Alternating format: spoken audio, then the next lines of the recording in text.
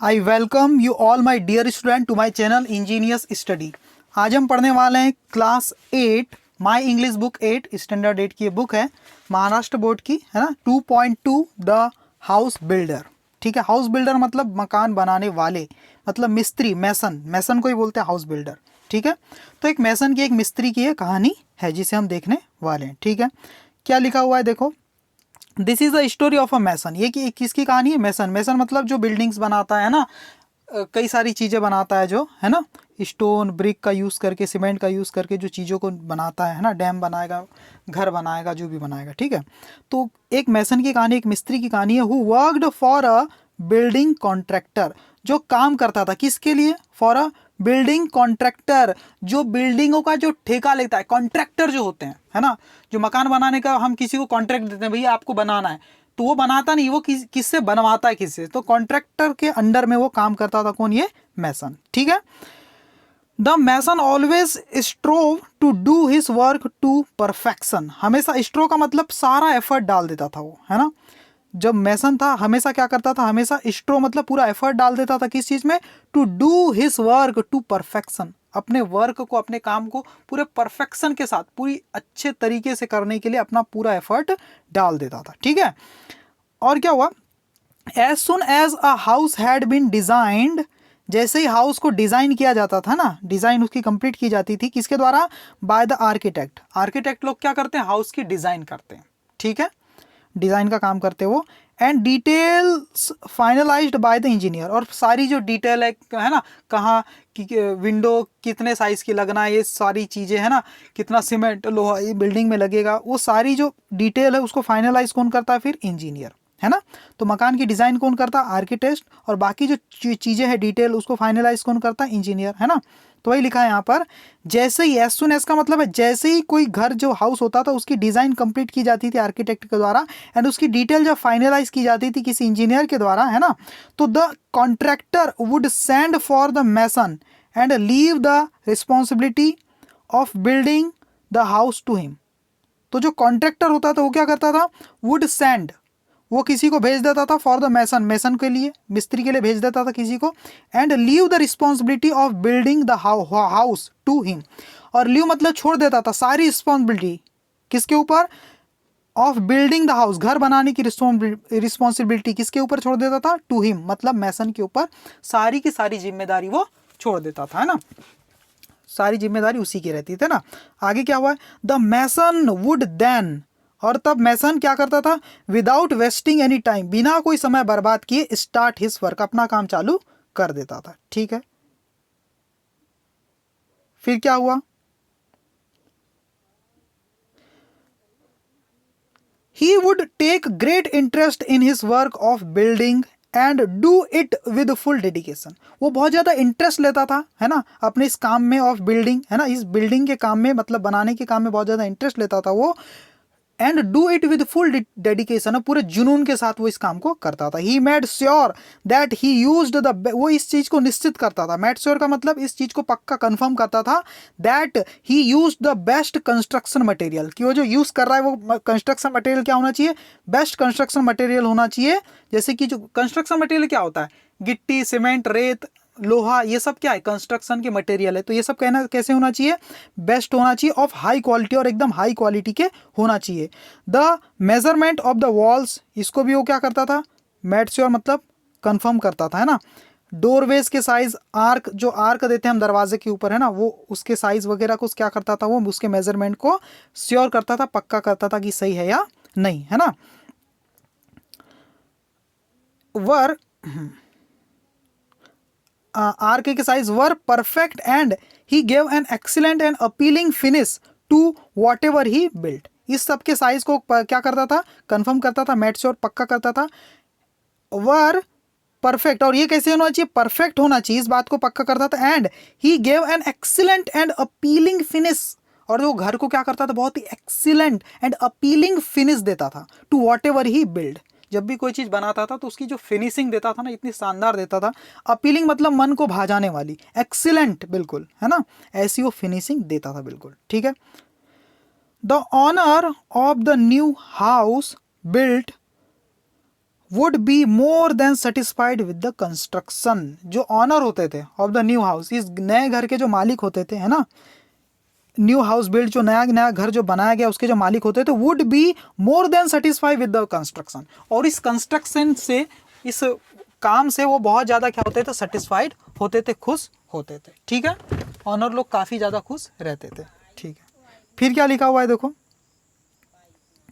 Because of the zeal, diligence, loyalty and persistence that he displayed in his work, the mason was in great demand and fetched good business to his contractor। देखो इतनी बड़ी line है, क्या हुआ, dedication का मतलब तो आप पता है जुनून, जील का मतलब क्या होता है, एनर्जी, एनर्जेटिक, है ना। Because of the zeal, diligence, loyalty and persistent, उसमें क्या क्या क्वालिटी थी, बहुत ज़्यादा जील मतलब एनर्जेटिक था, डिलीजेंट मतलब क्या था, बहुत ही केयरफुल था। ठीक है, लॉयल थी मतलब ईमानदार था, एंड परसिस्टेंस का मतलब क्या होता है, कंटिन्यू काम करने वाला। ठीक है, दैट की ही डिस्प्लेड इन हिज वर्क, और ये सब क्वालिटी को अपने काम में वो क्या करता था, डिस्प्लेड करता था, दिखाता था, है ना। द मैसन वॉज, इसी वजह से मैसन क्या था, वॉज इन ग्रेट डिमांड, उसकी बहुत ज़्यादा डिमांड थी, हर कोई उसी को पूछता था। एंड फैज्ड, और लेकर के आता था good business to his contractor, अपने जो कॉन्ट्रैक्टर था, जो ठेकेदार है, उसके लिए बहुत ही अच्छा बिजनेस ये लेकर के आता था। इसको देखकर लोग हमेशा कॉन्ट्रैक्टर को बोलते थे, भैया हमें मकान बनवाना है, हमें मकान बनवाना है। इस तरह से उसके कॉन्ट्रैक्टर के लिए बहुत अच्छा बिजनेस वो लेकर के आता था। ठीक है, व्यापार लेकर के आता था। सब्सिक्वेंटली, और फलस्वरूप इसी वजह से द कॉन्ट्रैक्टर रिकम्पेंस्ड का मतलब क्या होता है स्टूडेंट, रिकम्पेंस्ड का मतलब यहाँ पर दिया हुआ है, देखो, money given for work done, है ना, जो वर्क डन के लिए जो मनी दिए जाते हैं उसको बोला यहाँ पर रिकम्पेंस्ड। ठीक है, क्या पढ़ेंगे इसको, रिकम्पेंस्ड। ठीक है, और इस वजह से क्या होता था स्टूडेंट कि यहाँ पर लिखा हुआ, हाँ, सब्सिक्वेंटली, और इसी की वजह से जो कॉन्ट्रैक्टर था उसको रिकम्पेंस मतलब बहुत मनी दिए जाते थे, किसको, द मैसन को, मैसन को। हैंडसमली मतलब काफ़ी अच्छा अमाउंट, हैंडसमली का मतलब होता है उदारता के साथ, बड़ी दिलेरी के साथ, with a very good salary, उसे क्या किया जाता था, रिकम्पेंस मतलब पुरस्कृत किया जाता था। रिकम्पेंस का मतलब वही होता है, मनी वनी देके कुछ पुरस्कृत करना किसी को, मैसन को। हैंडसमली मतलब बड़ी उदारता के साथ, है ना, विद वेरी ग्रेट सैलरी, और बहुत अच्छी सैलरी उसे दी जाती थी, किसके द्वारा, कॉन्ट्रैक्टर के द्वारा, है ना।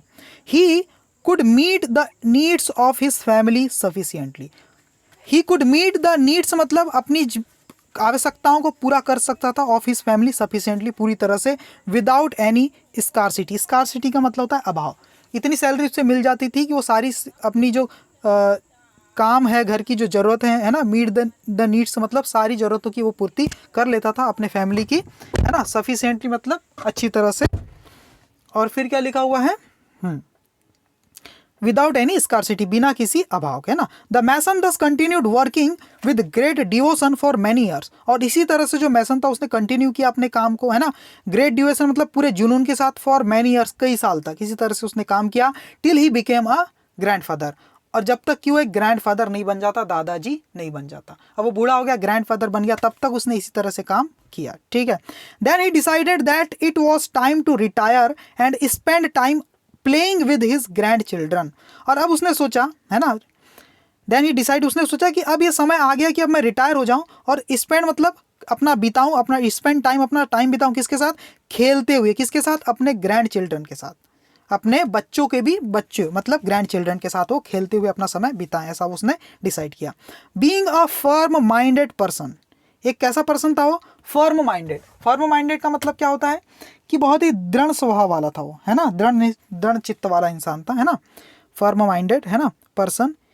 ही informed his contractor of his decision, इसलिए उसने क्या कर दिया, अपने डिसीजन को छुपाया नहीं, अपने कॉन्ट्रैक्टर के साथ ये डिसीजन को डिस्कस कर लिया, है ना, उसको इन्फॉर्म कर दिया कि मैं अब ये सोच रहा हूँ कि अब मैं रिटायर लेना चाहता हूँ, है ना, to retire from house building. उसने क्या किया, इन्फॉर्म कर दिया कॉन्ट्रैक्टर को अपने डिसीजन के बारे में कि मैं क्या करना चाहता हूँ, हाउस बिल्डिंग के काम से रिटायर होना चाहता हूँ, ऐसा उसने किया। फिर क्या हुआ, द कॉन्ट्रैक्टर वॉज वेरी डिजर्टेंट, है ना, कॉन्ट्रैक्टर बहुत ज़्यादा क्या था, डिजर्टेंट था। डिजर्टेंट का मतलब क्या होता है, डिजर्टेंट, फेल्ट डिसअपॉइंटेड, बहुत ज़्यादा डिसअपॉइंटेड था, to lose such an excellent workman and urge the mason to continue his job but to no avail. वो बहुत ज़्यादा डिसअपॉइंटेड हो गया था, मतलब डिसअपॉइंटेड, मतलब बिल्कुल हक्का बक्का हो गया था, है ना। उसे समझ नहीं आ रहा था क्या करूँ भाई, मेरा इतना अच्छा जो मैसन है वो काम छोड़ देगा तो कैसा करूँगा, मतलब बहुत ज़्यादा डिपेंडेंट था वो उस पर, है ना। तो कॉन्ट्रैक्टर क्या था, बहुत ज़्यादा डिसअपॉइंटेड था, है ना, हक्का बक्का हो गया बिल्कुल, है ना। टू लॉस सच एन, खोने के बारे में बहुत ज़्यादा चिंतित हो गया कि अब मैं क्या कर रहा हूँ, खो दूंगा सच एन एक्सीलेंट वर्कमैन, इतने अच्छे कामगार को, है ना, वर्कमैन को मैं क्या कर दूंगा, अब खो दूंगा। इस बात को लेकर बहुत ज़्यादा क्या हो गया था, डिसेंडेड हो गया था। एंड अर्ज, और उसने अर्ज किया, विनती किया, किससे, द मैसन से, किस चीज़ के लिए, टू कंटिन्यू हिज जॉब, कि वो अपने इस काम को कंटिन्यू रखे, छोड़े ना, इसलिए उसने विनती किया। बट टू नो वेल, लेकिन इसका कोई फ़ायदा नहीं निकला, है ना। ऑफ नो यूज मतलब, लेकिन इसका कोई फ़ायदा नहीं हुआ, वो मानने को तैयार ही नहीं हुआ। फिर क्या हुआ, the mason had made up his mind, mason जो था उसने अपना मन बना लिया था, मेड अप हिज माइंड मतलब अपना मन बना लिया था। And refuse to carry on, और उसने मना कर दिया काम को कैरी ऑन मतलब कंटिन्यू करने से, ठीक है। फाइनली क्या हुआ, the contractor convince the mason, और जबरदस्ती करके जैसे तैसे कॉन्ट्रैक्ट ने कन्विंस मतलब मना लिया कि इसको, मैसन को, to build one last house, एक आखिरी घर बनाने के लिए उसने मना लिया। On a beautiful and convenient site, एक बहुत ही अच्छी, ब्यूटीफुल और कन्वीनियंट मतलब बिल्कुल गजब की यूजफुल साइट में एक घर बनाने के लिए उसने क्या कर दिया, उसे मना लिया, साइट मतलब स्थान पे। एज अ स्पेशल फेवर, बहुत ज़्यादा खुशामद करने के बाद, बड़ी उदारता के साथ, बड़ी रिक्वेस्ट करके, ठीक है। फिर क्या हुआ, the mason agreed to do so, mason तैयार हो गया इस ऐसा करने के लिए। विद ग्रेट रिलक्टेंस, मतलब बिल्कुल रिलक्टेंस का मतलब होता है बड़ी हिचक और अनिच्छा के साथ, जबरदस्ती में, रिलक्टेंस मतलब जबरदस्ती में तैयार हो गया वो। नॉट टू हैप्पी आइदर, और वो ज़्यादा खुश भी नहीं था, ज़्यादा वो खुश नहीं था कि मुझे काम मिल गया, क्योंकि वो ज़बरदस्ती में इस काम को करने के लिए राजी हुआ था, बहुत ज़्यादा कॉन्ट्रैक्टर ने फोर्स किया था, इस वजह से। आगे क्या हुआ,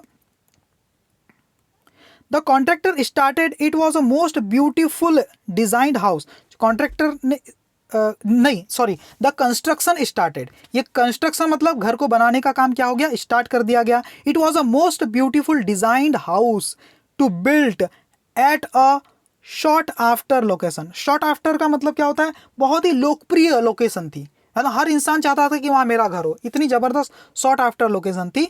तो क्या हुआ, it was a most beautiful designed house, ये हाउस की डिज़ाइन बहुत ही अच्छी तरह से की गई थी, है ना, आर्किटेक्टर लोगों ने बहुत अच्छी डिज़ाइन की थी। टू बिल्ट, बनाने के लिए, कहाँ पर, eight a short after location का मतलब बहुत ही लोकप्रिय लोकेशन थी, लोग बहुत पसंद करते थे इसको, है ना। हावेवर, हालांकि the mason could not put his mind and heart in his work, लेकिन मैसन जो था जबरदस्ती में काम कर रहा था, क्योंकि वो चाहता नहीं था काम करना, आखिरी मकान था, इसलिए बोला जैसे तैसे कर दो, है ना। Could not put his mind, अपना ये दिमाग और दिल और दिमाग उसमें अपने काम में ज़्यादा लगा नहीं पाया ना, पूरे जुनून के साथ काम को नहीं कर पाया। He did his work very रफली एंड केयरलेसली, और उसने इस आखिरी वाले काम को बिल्कुल रफली और केयरलेसली तरीके से किया, बहुत रफ टाइप से किया, ठीक है, ज़्यादा अच्छे से नहीं किया, ठीक है। विदाउट इंटरेस्ट और डेडिकेशन, ज़्यादा इंटरेस्ट नहीं था और कोई डेडिकेशन नहीं था, कोई जुनून नहीं था इस काम को करते टाइम, है ना। Even the building material used was of low quality but he did not care, बल्कि जो मटेरियल यूज़ किया जाता, बिल्डिंग मटेरियल, वो भी अच्छी क्वालिटी का नहीं था, लेकिन but he did not care, लेकिन उसने इस बात की भी परवाह नहीं की, ठीक है। He simply wanted to complete the job in haste and finally retire, वो चाहता था इस काम को जैसे जैसे कंप्लीट करना, इन हास्ट मतलब जल्दबाजी में, एंड फाइनली रिटायर, और फाइनली अंततः रिटायर होना चाहता था, ठीक है, जैसे जैसे निपटा दो रिटायर हो जाऊं।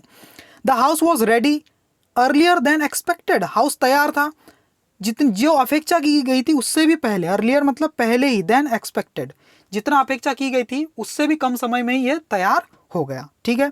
वेरी रफली made structures, weak wall, poor finish and did not look as good at all as designed, मतलब बिल्कुल वेरी रफ तरीके से, रफ स्ट्रक्चर था उसका, कमज़ोर दीवारें थी, पुअर फिनिशिंग, बहुत ही गंदी फिनिशिंग दिया था इस बार, and did not look as good, और इतना अच्छा नहीं लग रहा था, एज डिज़ाइन, जितना अच्छी उसकी डिज़ाइन थी, है ना, उस हिसाब से अच्छा नहीं लग रहा था। Yet the mason did not care, तब भी मैसन ने इस बात की ज़्यादा चिंता नहीं की। He informed the contractor that the house was ready and he was waiting to hand over its key to him. उसने कॉन्ट्रैक्टर को इन्फॉर्म किया कि घर तैयार है ना, रेडी है, एंड और वो वेट कर रहा था किसका, हैंड ओवर मतलब सौंपने के लिए, इट्स की इस घर की किसको, टू हिम, कॉन्ट्रैक्टर को इस मकान की चाबियां सौंपने के लिए वो इंतजार कर रहा था, है ना। ठीक है, आगे क्या हुआ फिर, द कॉन्ट्रैक्टर अराइव्ड, कॉन्ट्रैक्टर आया, ठीक है, एट द साइट मतलब उस स्थान पर आया, साइट मतलब जहाँ कंस्ट्रक्शन चलता है उस जगह पर आया, उस स्थान पर आया। He had a file of legal document in his hand, और कॉन्ट्रैक्टर के हाथ में क्या थी, एक फाइल थी जिसमें कुछ डॉक्यूमेंट थे, कुछ कागजात थे, इन हिज हैंड उसके हाथों में, लीगल मतलब कुछ उचित कागजात थे, कनेक्टेड टू लॉ, नियम के अनुसार कुछ, है ना, नियम कानून वाले कागजात थे। The mason hand over the new house key to him, mason ने क्या किया, हैंड ओवर कर दिया मतलब सौंप दिया उस नए घर की किसको, टू हिम मतलब कॉन्ट्रैक्टर को। But the contractor did not step forward to enter the house, step forward मतलब कदम बढ़ाना, स्टेप फॉरवर्ड मतलब कदम बढ़ाना, लेकिन कॉन्ट्रैक्टर ने कोई कदम नहीं बढ़ाए to enter the house, house में कदम प्रवेश करने के लिए अपना कोई कदम नहीं बढ़ाया। टू सी इट मतलब चाबियों को देखकर, इंस्टेड बल्कि विद अ ब्रॉड स्माइल, बड़ी एक मुस्कुराहट के साथ, है ना, विद अ ब्रॉड स्माइल मतलब एक मुस्कुराहट के साथ, ही handed over the file along with the house key to the मैसन, उसने बल्कि क्या किया, हैंड ओवर कर दिया, सौंप दिया कुछ फाइल्स उसके हाथ में जो थी वो, अलॉन्ग विद मतलब किसके साथ, अलॉन्ग विद का मतलब के साथ, फाइल के साथ साथ क्या, द हाउस की, अलॉन्ग विद द हाउस की के साथ वो फाइल को हैंड ओवर कर दिया, सौंप दिया किसको, टू द मैसन, मैसन को सौंप दिया। And said beaming happy tone, beaming मतलब स्माइलिंग विद ग्रेट जॉय, है ना, और मुस्कुराते हुए, बीमिंग मतलब मुस्कुराते हुए, हैप्पी टोन बड़ी हैप्पी टोन में कहा उसने, क्या कहा, these are the ownership documents, ये तुम्हारे ऑनरशिप के डॉक्यूमेंट है, मतलब मालिकाना हक के क्या है, डॉक्यूमेंट है, of this new house in your name, तुम्हारे नाम के कागजात है और इस घर के तुम ही मालिक बनोगे, ऐसे ये कागजात है, ठीक है, ऐसा वो कह रहा है। द हाउस इज योर्स, ये घर तुम्हारा है, सही है। I had planned it as a gift for you, मैंने इस घर को एज अ गिफ्ट आपको दूंगा, ऐसा मैंने प्लान किया था, ऐसा मैंने योजना बनाई थी कि ये घर तुम्हें एज अ गिफ्ट मैं दूंगा, ठीक है। अब ये कहानी यहाँ पर खत्म हो जाती, ठीक है। क्या सीखने मिला इस कहानी से, ये सीखने मिला जीवन का कोई भी काम वो आपका शुरुआत का हो या आखिरी हो, अगर हम कर रहे हैं तो फुल इंटरेस्ट और डेडिकेशन के साथ ही करना चाहिए, ठीक है। इसने सोचा ये लास्ट वाला काम इसको ऐसे ही कर देता हूँ, लेकिन वो उसके लिए बहुत ज़्यादा महंगा पड़ गया, वो उसी का घर, वो लोगों के तो इतने अच्छे घर बनाया लेकिन खुद का ही घर उतना अच्छा वो नहीं बना पाया, ठीक है। तो आज के लिए लेक्चर खत्म होता है, आप इसे एक बार अच्छे से रीड कीजिए। अगर वीडियो पसंद आती है तो चैनल को सब्सक्राइब, वीडियो को लाइक कर दीजिए और कमेंट जरूर कीजिए कि आपने ये वीडियो देखी है या नहीं देखी। Okay, thank you very much guys.